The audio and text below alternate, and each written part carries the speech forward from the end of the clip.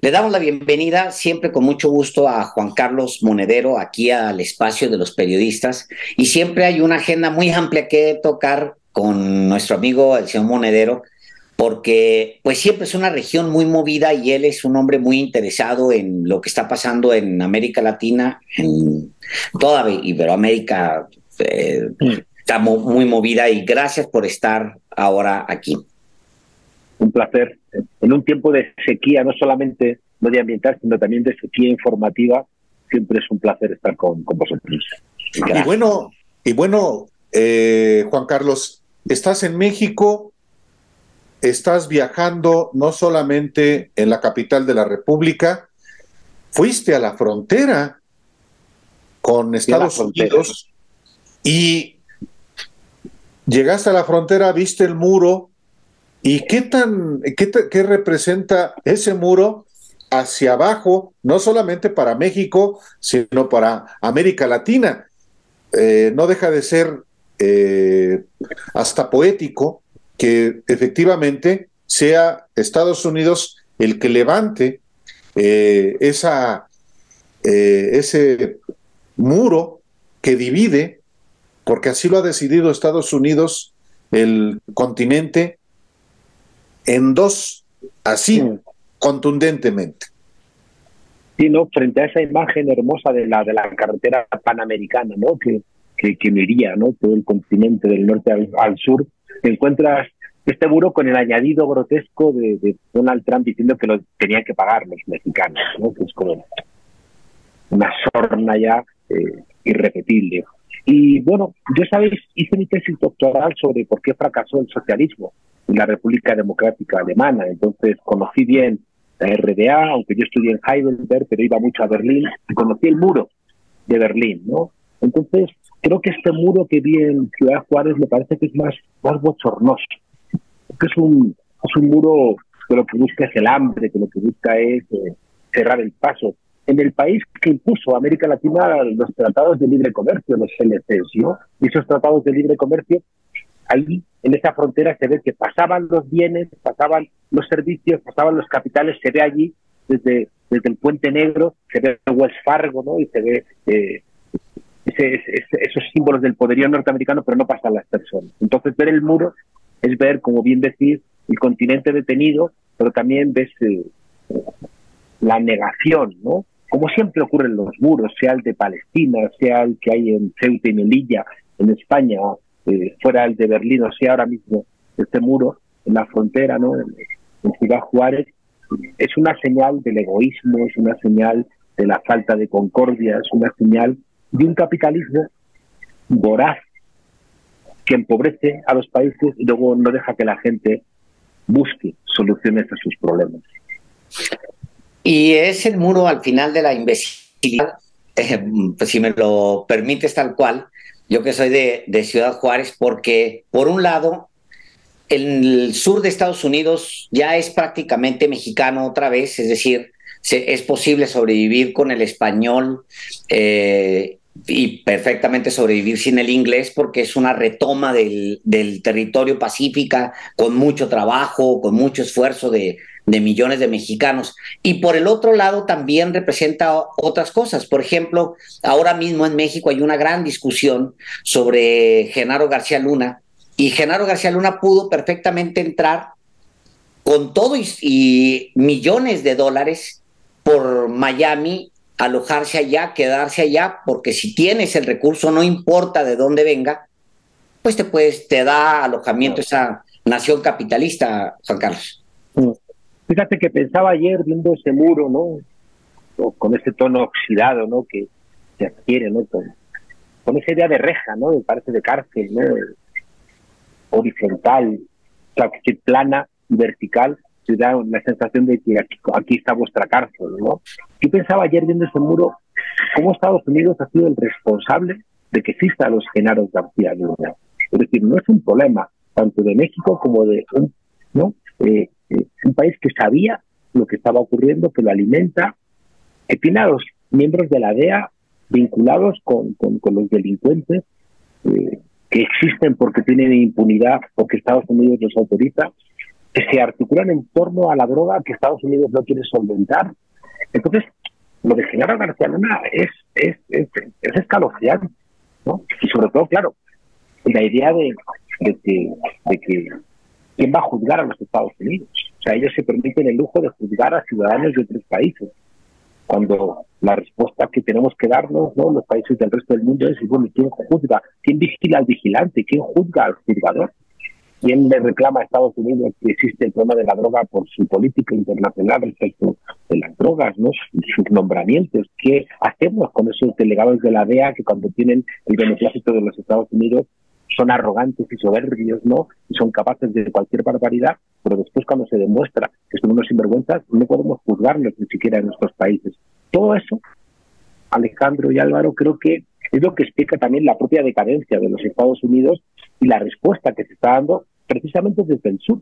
Es decir, que cuando desde Naciones Unidas, el presidente López Obrador, el presidente Gustavo Petro, están diciendo que la política contra las drogas solamente sirve para perpetuar las desigualdades, las cárceles, el dolor y un empobrecimiento masivo, ¿no?, de los países del sur, le están diciendo a Estados Unidos, ya no vamos a seguir jugando su juego macabro, ¿no? Y entonces, ojalá todo lo que tiene que ver con el sitio de Genaro Luna sirva también para entender que el problema no es de México, o cuando menos no es solo de México, ¿no? Si los Estados Unidos no existiría ese problema de la droga aquí, en México. Y bueno, comenzamos esta charla hablando de tu parte, Juan Carlos, del muro. Y seguimos hablando de Genaro García Luna y del problema de las drogas.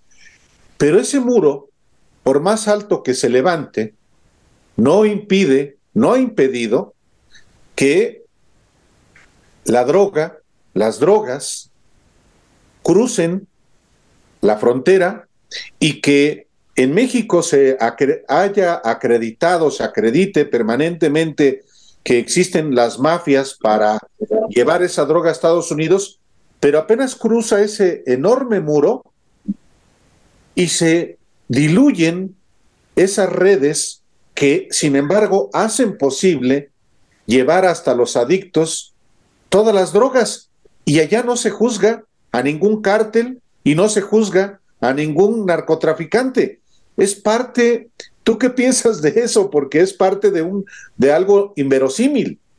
Claro, porque en México son cárteles, pero en Estados Unidos se llaman corporaciones multinacionales, o se llaman bancos, o se llaman fondos de inversión, ¿no? Como decía la serie aquella de Wire, busca el dinero, ¿no? Es decir, las drogas tienes que buscar el dinero, y Estados Unidos, una de sus grandes trampas por las cuales ha dañado el mundo, la ha repetido 2 veces en el siglo XX, ¿no?, que es la no convertibilidad del dólar en oro, ¿no?, donde siembra el mundo de dólares y luego dice, pues ahora ya no los puedes cambiar por oro, ¿no? Por tanto, pues quedáis con esos papelitos verdes, tanto no sirven para nada. Yo creo que otro de los grandes, ¿no?, robos de Estados Unidos tiene que ver precisamente con la droga, Es decir, que él articula, da golpes de Estado. Lo pensamos ahora desde América Latina, pero no olvidemos Asia, no olvidemos matanzas como la de 65-66 en Indonesia. Es decir, que Estados Unidos también ha buscado controlar sus mercados en Afganistán. Es que alguien me va a decir que después de que Estados Unidos pasara por Afganistán había menos droga. En Afganistán había menos droga en el mundo. Es que es mentira, ¿no? Porque Estados Unidos cada vez más, y esto, si me permitís una expresión politológica, yo como profesor de teoría del Estado, cada vez estamos dudando más que Estados Unidos sea un Estado al uso, porque a menudo parece más una corporación semipública donde las grandes empresas deciden hacia dónde va este país, ¿no? Donde las grandes empresas son las que deciden si hacer una guerra, dónde hacer una guerra, a quién bloquean, cómo inducen conflictos en otros lugares del mundo, cómo nos solventan el tema de la droga, cómo dejan jugar, ¿no?, a narcotraficantes, cómo se financian las campañas, cómo los grandes capos de la mafia están en Estados Unidos, no están en México. Son gente de dinero que financia las campañas electorales de los republicanos y de los demócratas. Al final, nos estamos jugando una parte de la seguridad del mundo en pararle los pies a los Estados Unidos, ¿no? Y, claro, ¿con quién dialogas? Porque si quien gobierna a los Estados Unidos son corporaciones, y las corporaciones tienen como objetivo obtener el máximo beneficio en el corto plazo, tú no puedes negociar porque el planteamiento del resto del mundo a Estados Unidos es: ustedes no pueden seguir ganando tanto dinero porque su riqueza es la pobreza de todos nosotros, la pobreza medioambiental de las generaciones futuras, la pobreza de las guerras, como la que estamos viviendo en Ucrania, en Europa, es la pobreza, ¿no?, de esa gente que tiene que maquilar porque te obligan a abrir las fronteras, que te hunden la industria. Veía también Alejandro allí en Ciudad Juárez las maquilas, ¿no? Y las maquilas como funcionan como una suerte de territorio offshore, ¿no? Como funcionan como una suerte de país dentro del país, ¿no? Donde tienen casi sus propias reglas y donde funcionan acuerdos que lo que necesitan es que el Estado mexicano no funcione, ¿no? Y ya se encargan ellos de que el Estado mexicano en la medida de lo posible no funcione, porque si funciona, como está ocurriendo ahora, que está empezando a funcionar, ellos pierden esa posibilidad de actuar. Al final, fijaos, una cosa que llevamos muchos años diciendo, y es que Estados Unidos controla los monopolios de las armas, de los alimentos, controla el monopolio de las drogas, controla también el monopolio de la tecnología, controla el monopolio de la comunicación. Porque todo esto que estamos hablando se podría solventar en tanto en cuanto hubiera la posibilidad de que las mayorías de nuestros ciudadanos vieran la realidad y pudieran tomar decisiones. Pero es que se oculta, ¿no? Se oculta ese control, ¿no?, de los medios de comunicación que plantearon los norteamericanos en los años 70, llevan 50 años, cuando dijeron que nunca más un Álvaro Delgado y un Alejandro Páez iban a cargarse un presidente de los Estados Unidos, ¿no?, como Woodward con el caso del Watergate, ¿no? O que en los telediarios y muchos informativos salieran los cadáveres de los soldados norteamericanos muertos en Vietnam. Y a partir de ahí, claro, hace 50 años dijeron: vamos a controlar los medios de comunicación. Y al final tenemos un control. Y perdonad una cosa más. Ahora, si queréis, hablamos un poco de Ucrania, que es un problema que creo que va a terminar contaminando a todo el mundo, ¿no? Pero es que Estados Unidos espió a sus socios. Estados Unidos espió, no solamente te bombardean con sus mensajes para que la ciudadanía los compre y quieran ser invadidos por los norteamericanos, como algún idiota ha planteado en alguna ocasión, sino que espiaban a Merkel, espiaban a sus socios, ¿no? Claro, y nadie tiene el coraje de decir: oiga, si usted me espía, mando al embajador a consultas y te rompo relaciones diplomáticas. Pero claro, para romper relaciones diplomáticas con los Estados Unidos hay que ser o muy valiente o muy ingenuo. Lo que pasa es que estaría muy bien que esos que mueven a la marioneta, pues tuvieran consecuencias nada más al interior, o dicha de otra manera, si los estadounidenses quieren que sus gobiernos sean marionetas de los corporativos, pues está bien que lo hagan, pues cada quien decide por el gobierno que quiere. El tema es que ese gobierno manejado por marionetas tiene un impacto brutal que genera muertes en todo el mundo. Un ejemplo es la industria farmacéutica, y pues el obvio es la industria de las armas, y ambas tienen impacto en toda la región. O sea, y no solamente en América Latina, por supuesto, y nos brincamos a ver lo que está pasando ahora mismo en Europa. El asunto es que la marioneta fuera de control, porque no la controla un sistema que no es democrático, el estadounidense, que siempre está en duda, que siempre piensas que hay fraudes, etcétera, pues ese no ha logrado controlar a su propia marioneta. Entonces la marioneta se voltea y pone golpes en Europa y da golpanazos en América Latina y quita y pone, y pues con las consecuencias que sabemos, Juan Carlos. Bueno, es que esta mañana leía en la prensa aquí en México que la DEA reclama a México mayores esfuerzos en la lucha contra las drogas, ¿no? Y dices: oiga, me estoy tomando el pelo, ¿no? O sea, es que es como, ¿sabes? Es como la impunidad. Claro, a ese señor le pagan por decir esas estupideces, ¿no? En el país donde asesinan todos los días a 3 personas la policía, ¿no? Todos los días. Entonces, en el país donde hay una población carcelaria que no vota, donde si la población carcelaria, ¿no?, que es el 25% de la población encarcelada en el mundo, ¿no? Esa gente no vota, y si votasen seguramente cambiaría las elecciones, ¿no? O un sistema electoral donde Donald Trump está, y el Partido Republicano, al cual le parece bien el asalto al Capitolio. O sea, que es que eso es el partido que ahora mismo en la oposición está diciendo que le pareció bien el asalto al Capitolio, ¿no? Y que están intentando controlar los comités electorales que es a donde presionó, si recordáis, Trump, para que no reconocieran el resultado, ¿no? ¿Dónde fue? Georgia, ¿no? Necesitaban 10.000 votos, ¿no? Entonces le presionó para decirle, búscame 10.000 votos donde sean, cárgate 10.000 votos, porque entonces así ganamos las elecciones. Yo creo que va a haber que montar una brigada internacional para democratizar Estados Unidos, ¿no? Vamos a tener que ir allí. No iremos con tanques ni con rifles, que es como ellos hacen, pero iremos con libros, no sé, con máquinas de escribir, con computadoras, porque, ya digo, el deterioro de este país interno, cuando ves imágenes de Detroit, ¿no? Ves imágenes de algunos lugares, ¿no? O sea, el de la implosión interna, ya digo, de asesinar a 3 ciudadanos todos los días la policía, ¿no? Cómo están robando las elecciones, cómo hay una deriva autoritaria del Partido Republicano, ¿no? Y al mismo tiempo decir, ustedes no pueden seguir influyendo en nuestros países como están influyendo, porque es que nos dinamitan la democracia. Entonces, como tú bien dices, Alejandro, hagan ustedes lo que quieran con su democracia, aunque tendremos que ayudar a los ciudadanos norteamericanos que quieran luchar contra esa locura, ¿no? Pero sobre todo, parémosles los pies, ¿no?, en la locura ahora, y dejemos de pensar que Estados Unidos es un ejemplo para nada, ¿no? Y que dejemos de pensar que es que los Oscars, y pensemos que las series de televisión y que las Kardashian, ¿no?, van a marcarnos el nivel de vida, porque al final no solventamos nuestros problemas. Juan Carlos Monedero fue fundador de Podemos, este partido político muy relevante en España. Se separó de él, pero Juan Carlos Monedero siempre ha sido un intelectual ocupado y preocupado por lo que pasa con los movimientos sociales en el mundo y, claro, en América Latina.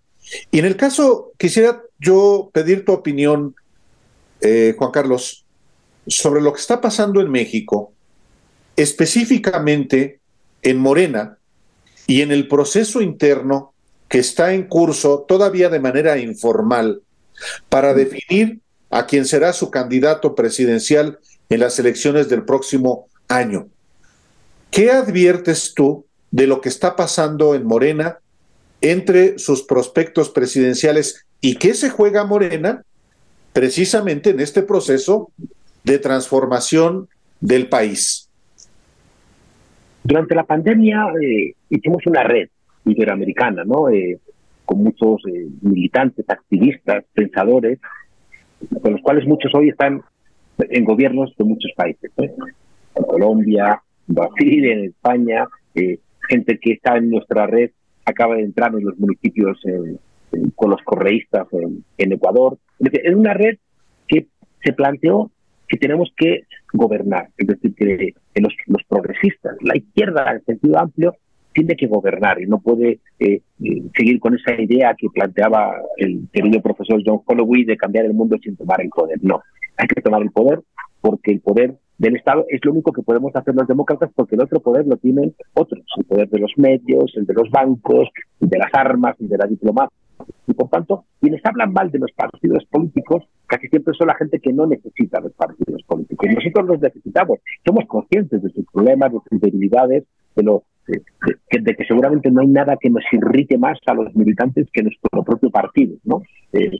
Incluso a los votantes seguramente no hay nada que les irrite más que el partido al que votan, ¿no? Pero es una necesidad, ¿no?, de la política, porque no tenemos ninguna otra herramienta. Pusimos en marcha esta red, sacamos una revista, y la revista que funciona aquí en México, que se llama Red Transformación, lleva 2 números dedicados a lo que yo creo que es el proceso más relevante al que se enfrenta ahora mismo México, que es la sustitución de Andrés Manuel López Obrador.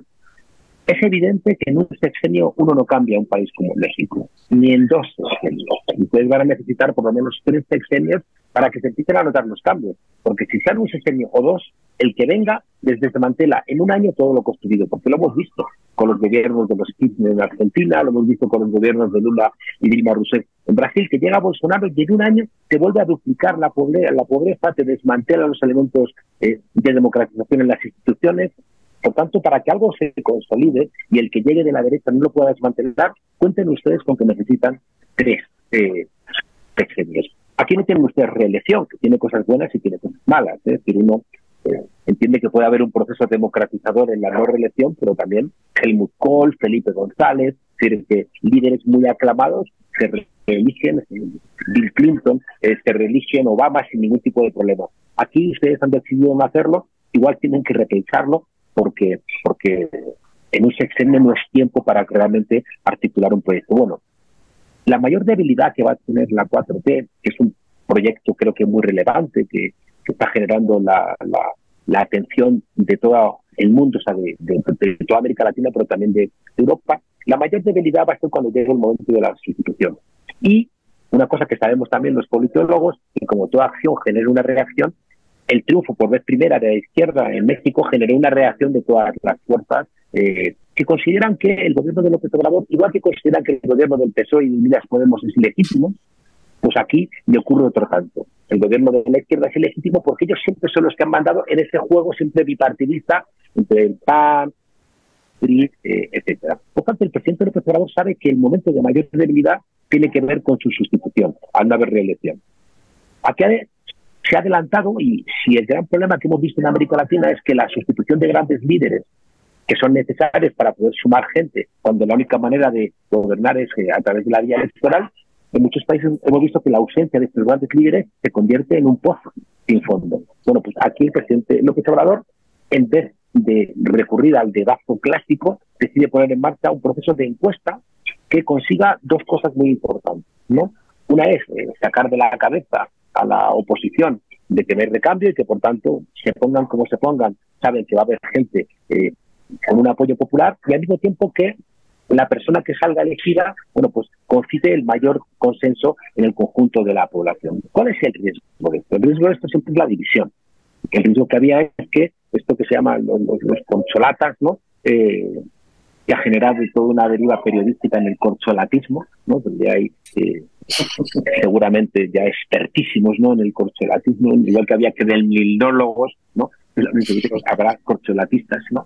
Expertos. Bueno, pues es muy importante que todos los que participan acepten las reglas del juego. Me contaba Tifleni Ibarra que había visto la última entrevista que hicimos, ¿no? Y dijo que se la había visto 2 veces, ¿no? Donde plantea aquello de que ganase no podía ganarlo todo y que los que perdieran no podían perderlo todo. Es decir, que tenía que haber una garantía de continuidad, ¿no? De manera que, por un lado, el que gane, que sepa que no va a poder en un momento de debilidad, porque sustituir a López Obrador es muy complicado, en ese momento de debilidad no habría mayor error que renunciar al apoyo de los 4 o 5, los que sean, que concurren en esta encuesta de Morena, porque no van a tener fuerza suficiente aisladamente y por tanto sería idiota, si me perdonan, sería idiota que quien gane renunciara, ¿no?, a la inteligencia y a la experiencia que tienen el conjunto de los candidatos. Es un lujo que en muchos países no haya sustitución de los grandes líderes y aquí haya al día de hoy 4 muy claros, ¿no? Está Monreal, está Claudio Sheinbaum, está Marcelo Ebrard, está Adán Augusto, ¿no? López, que también está subiendo mucho en las encuestas, está Fernández Noroña, ¿no? Una persona con una lógica ideológica, ¿no?, mantenida durante el tiempo, ¿no? Por tanto, la garantía ahora mismo es el llamado piso parejo, es decir, que todos tengan la sensación de que nadie está jugando con ventaja. Y eso es muy importante en los líderes que lo hacen, se están respetando mucho, pero es muy importante también en los equipos, ¿no? Porque a veces alguien para prosperar cree que atacando a los de los otros grupos va a ascender, ¿no?, en el escalafón, ¿no?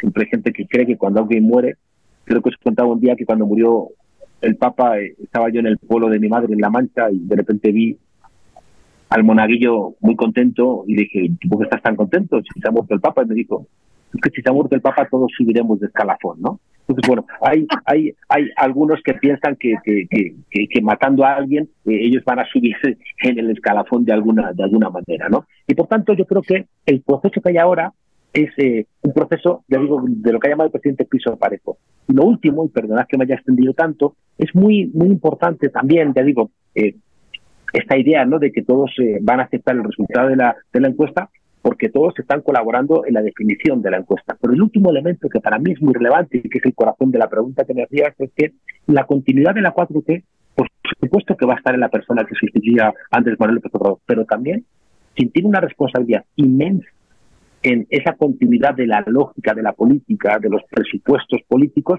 es Morena. Es el partido que es el que aupó a Andrés Manuel López Obrador y es el partido que aupará a la próxima persona que presida este país si gana Morena, que es lo que parece que es razonable. Y por tanto Morena tiene muchas obligaciones.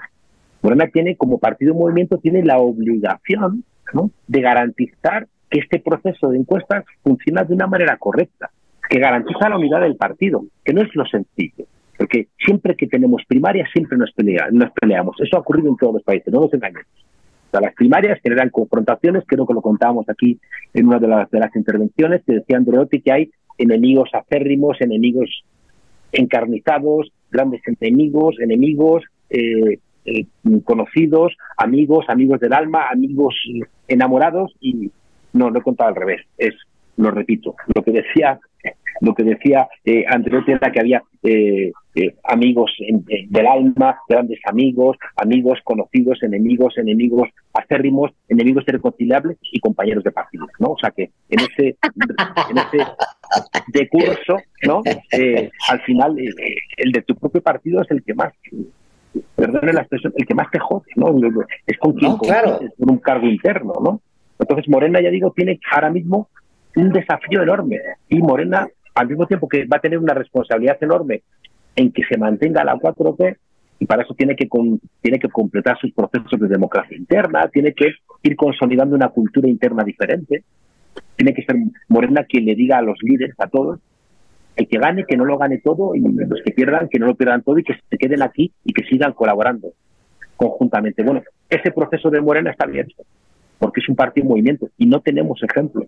Estamos inventándolos, igual que en España con Podemos, igual que Petro con la Colombia Humana, igual que Lula intentándolo, ¿no?, con el PT, ¿no? Os contaba que en alguno de los viajes que cuando visité a Lula en la cárcel en Curitiba, fijaos, una de las cosas que me contó eran los errores que había tenido el PT y cómo él estaba convencido de que el fracaso, ¿no?, ante el golpe a Dilma y el golpe después contra él, el fracaso estaba en que el partido no había tenido posibilidad de responder porque el partido ya lo habían perdido. Es decir, el partido lo habían abandonado, se había convertido en una correa de transmisión de las necesidades del gobierno. Él me decía, es más fácil que nos reunamos, ¿no?, con los empresarios y con las bases del movimiento de los sin tierra. Por ejemplo, hay que ser eficaz para elecciones, pero entonces eficaz para que realmente haya transformación. Porque es más fácil neoliberal que derrotar al neoliberalismo. En el PRI, en el 82, casi medio siglo, ¿no? Como histórico que el prisma sociológico que está en la sociedad mexicana, además es neoliberal. Entonces sería autoritario, ¿no?, sería incluso represor, pero tendría un cierto compromiso de redistribución de la renta y demás. Eso lo pierden con los gobiernos de la Madrid y de Salinas, ¿no? Digo, el partido movimiento que se tiene que inventar Morena es esencial y es una de las tareas en donde nosotros, en esa red, ¿no?, estamos intentando ayudar, porque América Latina necesita un México gobernado por la 4T. El caso de México, pues está clarísimo que la reelección no está en la ecuación. Nos costó 1 millón de muertos y nos costó una revolución deshacernos de un dictador, y está muy en el ADN, digamos, del país. Pero por el otro lado, sí tenemos tendencia como mexicanos a engancharnos con un partido político, a entronarlo y luego no exigirle, como nos pasó en su momento con el PRI, que tardamos también mucho tiempo en expulsarlo, y mientras se había gastado el petróleo y había hecho todo lo que sabemos, porque es básicamente una élite de depredadores muy acomodaticios. El caso de ustedes en España no llega tanto, pero pues sí tienen su propio partido obrero socialista, lo pongo entre comillas, que representa de alguna manera la descomposición de la izquierda partidaria o partidista. A partir de ese ejemplo, me gustaría que enumeraras tres cosas que Morena debe cuidar, incluso para no convertirse en el próximo PRI, porque esa es una Claro, posibilidad. claro, porque los partidos políticos son, como decimos, lentejas, ¿no? Si quieres las tomas o si no las dejas. Es decir, en el momento en que desde los años 80, 90, los partidos políticos gestionan el Estado, ya no son las bases de los partidos quienes mandan en el partido, sino que los militantes que están ocupando puestos en la gestión, que gestionan, además, ya no son los militantes los que sostienen con sus cuotas al partido, ¿no? Ya no hay un medio de comunicación que es el que informa generalmente a los militantes. Todos los militantes ahora tienen un celular, ¿no? Y el celular, si decía Bertolt Brecht aquello de que tú tienes 2 ojos por el partido, tienes 100, ahora tú tienes aquí decenas de miles de ojos consultando simplemente en la red, ¿no? Por tanto, y además la gente que tiene inquietudes políticas ya no tiene por qué solamente encauzarlas en un partido político, puede encauzarlas en un movimiento social, puede encauzarlas en otros espacios. Y por tanto, los partidos políticos están como muy desafiados, ¿no? Fíjate que fijaos que los dos grandes intermediarios de la democracia, los que han construido la democracia en nuestros países, que son los intermediarios políticos, que son los partidos, y los intermediarios cognitivos, que son los periódicos y los medios de comunicación, los dos están en crisis, ¿no? Los medios de comunicación que eran esenciales para configurar la opinión pública, ¿no? Y por tanto para poder optar, ¿no?, entre un gobierno u otro, hoy están atravesados de ruido, con las fake news, con las mentiras, con las manipulaciones. Y luego los partidos políticos, que son los otros dos grandes canalizadores, pues están llenos de sospechas, generan cansancio y demás. Tenemos que reinventarlo, ¿no? Igual que vosotros estáis haciendo un esfuerzo de reinventar el periodismo, ¿cómo muestra, no? Cualquier tipo de periodismo que recupera, ¿no?, las esencias del periodismo, cómo molesta al periodismo mainstream, ¿no? No sabéis la pelea que hay en España contra Hearst por haber demostrado, yo creo, que por los Estados Unidos, creo que lo comentamos incluso una vez aquí, ¿no?, que a mí me atacaron en España por decir, pues es que parece que han sido los Estados Unidos los que han volado el Nord Stream, ¿no? Pruebas no tengo, pero tampoco teníamos pruebas en el 73 de que la CIA había colaborado con el golpe de Estado contra Salvador Allende. ¿Qué pasa? ¿Que había que esperar 50 años? ¿Había que esperar hasta el 2021 que se desclasificaran los documentos para saber que la CIA había colaborado en el golpe de Estado? O sea, no seamos idiotas, ¿no? Entonces, los periodistas decentes tienen fuentes decentes y por eso confiamos en los periodistas que hacen bien su trabajo. Y Siger, uno de los periodistas más premiados, dice, me ha dicho una fuente que ha sido de los Estados Unidos, ayudado con los noruegos, han sido los Estados Unidos los que han volado el Nord Stream. Otra cosa es que un país, por ejemplo Alemania, no puede, sobre la base de esa afirmación, no puede cortar relaciones diplomáticas con los Estados Unidos acusándole como si hubiera pruebas de que Estados Unidos ha volado el Nord Stream para presionar a Alemania. Pero bueno, se me he despistado un poco. El periodismo en ese sentido tiene que hacer una tarea central, que no la hace. Y los partidos políticos tienen que hacer una tarea central que tampoco siempre la hacen. Fijaos que una de las discusiones que tenemos también en la ciencia política es que antes los partidos representaban condiciones sociales, clases sociales, espacios como asentados, mientras que ahora representan situaciones. Y por eso es más fácil que la gente se identifique no tanto con un partido como con un líder, ¿no? Porque de alguna manera el líder es más movible, el líder gestiona, ¿no?, de una manera más cercana. Fijaos que muchos líderes se la juegan en cosas que no estaban en las elecciones. Ahora mismo la guerra de Ucrania, la gestión de la pandemia, una crisis de historia, son elementos que no están en los programas. No te haces presiones con esos elementos, sin embargo te estallan y si fallas en esos elementos se te acaba tu gobierno. Conclusión de la pregunta, Morena creo que tiene que hacer un esfuerzo muy importante programático. Decía mi amigo Mao Zedong, cuando era joven, y era más interesante que cuando era más mayor, decía que si no hay claridad en la ideología, no hay claridad en la organización. Y por tanto, correcto, yo le diría a Morena, intentad hacer un esfuerzo de claridad ideológica, porque si no tenéis claridad ideológica es muy difícil que tengáis claridad en el partido como tal, ¿no? Decía Gramsci, que es otro de los grandes referentes, porque era un heterodoxo, no nos gustan los ortodoxos. Ya hemos repetido mil veces aquello que decía Ludovico Silva, que si los loros fueran marxistas, serían marxistas ortodoxos, ¿no? Repetiría nada más como un loro, pues no serviría de gran cosa, ¿no? Decía Gramsci, que era un heterodoxo, decía, organizaos porque necesitamos toda vuestra fuerza, ¿no? Él sabía decía también que las ideas sin organización se diluyen, ¿no? Y por tanto, Morena tiene que hacer un esfuerzo que es ímprobo. Estamos hablando de un país muy grande, con millones de personas, con millones de militantes, y esos militantes hay que otorgarles una claridad psicológica. Por eso yo creo que acertó el presidente López Obrador cuando dijo que el grueso del presupuesto de Morena tiene que ir a formación, ¿no? Y una de las cosas que también es la que me trae con cierta frecuencia a México es colaborar con el Instituto Nacional de Formación Política, que dirige Rafael Barajas, que dirige el Fisgón, con un equipo maravilloso, ¿no? Ahora que he estado, ¿no? Estoy por ahí, que he estado en Tabasco, he estado en Chiapas, ¿no? En Ciudad Juárez, en Chihuahua, hay una demanda constante de formación. O sea, las bases de Morena piden formación. Y no es que llegue la formación de Ciudad de México, mandarla a los sitios, no.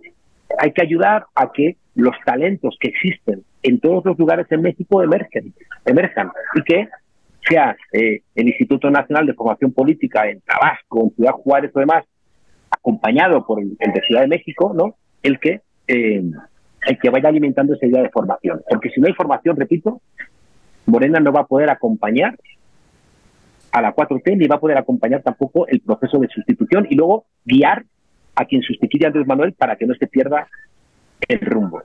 En segundo lugar, la gran pelea que tenemos en España es con un partido socialista que no siempre se atreve, ¿no? Con un partido socialista que a veces escucha los argumentos del adversario. Hay una cosa que me gusta mucho de Andrés Manuel López Obrador, y es que no cede. Y no cede no porque sea un cabezón o que sea una persona vehemente, no cede porque sabe que cada vez que cede pierdes espacios democráticos, ¿no? Entonces, no puedes ceder contra un INE que se inventa cuestiones no porque realmente le interese la democracia en México, porque el INE, salvo en un primer momento, no ha demostrado un gran compromiso contra la corrupción política. ¿Dónde estaba el INE cuando Peña Nieto compró el voto masivamente en este país, ¿no? ¿Dónde estaba el INE cuando se robaron las elecciones aquí con Felipe Calderón, ¿no? O sea, ¿dónde estaba el INE frente a un caso como el de Genaro Luna, ¿no? ¿Dónde estaba? No estaban en ningún lado, ¿no? Entonces, cuando entraban esta gente y estaba el presidente, se ponían de pie. Y luego hemos visto aquí que de repente entra y hay alguna miembro del Poder Judicial que decide no ponerse de pie, ¿no? Entonces, en ese sentido, creo que también es muy importante que Morena tenga firmeza. Y lo último que os diría, si me dais un minuto, no estoy abusando de vuestra paciencia, ¿no? Mira, hace los 80 hubo un movimiento muy fuerte, y el más importante fue contra la Nestlé, un proceso muy Nestlé, propaganda de la leche en polvo diciendo al mundo que no dieran el pecho a sus hijos porque eran malas madres, y lo que era que lo que dar leche en polvo, ¿no? Una cosa como terrible, ¿no? Porque al no le murieron muchísima gente. Y hubo una campaña internacional. ¿Y sabéis qué hizo?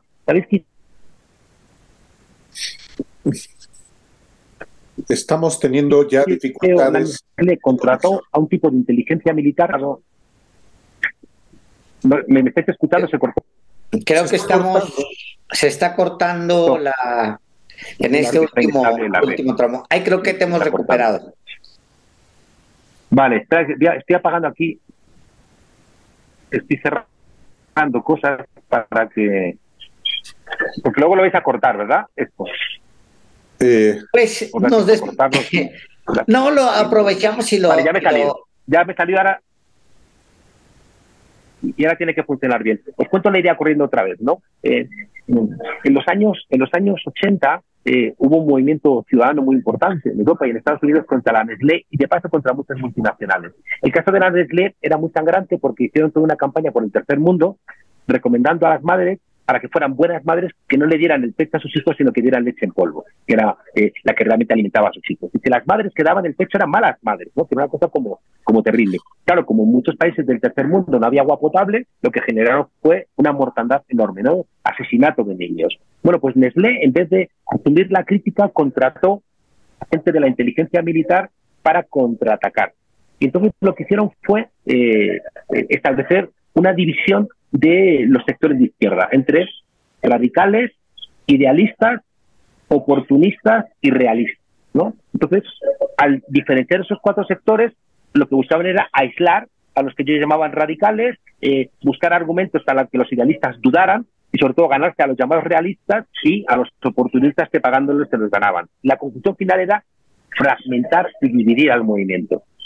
Todo esto te lo contaba porque una de las tareas que tiene que evitar Morena es la división. Es decir, Morena tiene el principal garante de que del proceso de la encuesta no sale dividido y fragmentado, sino todo lo contrario, ¿no? Porque si vamos divididos nos van a ahorcar juntos. Juan Carlos Monedero, podríamos seguir platicando ampliamente, pero no queremos tampoco abusar de tu tiempo y te queremos agradecer el día de hoy la oportunidad de charlar de 3 temas, 2 fundamentales para nuestro país, y habrá oportunidad de charlar más ampliamente. Gracias hoy por esta oportunidad. Un placer, muchas gracias y enhorabuena, porque me consta que hay mucha gente en España que sigue vuestro programa, porque la verdad es que hay una necesidad de información veraz muy relevante. Saludos, que hasta pronto. Hasta luego. Gracias. Muchas gracias. Hasta pronto. Hasta pronto.